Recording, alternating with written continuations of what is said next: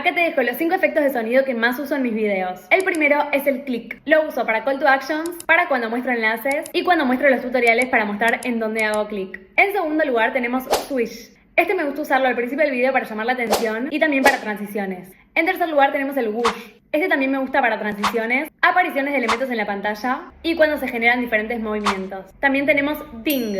Sirve para enumerar cosas y remarcar un orden o para mostrar opciones correctas. De ahí tenemos wrong answer. Este se usa para mostrar opciones incorrectas. Y por último el que a mí me encanta, que es pop. Este lo uso cuando aparecen diferentes elementos dentro de la pantalla.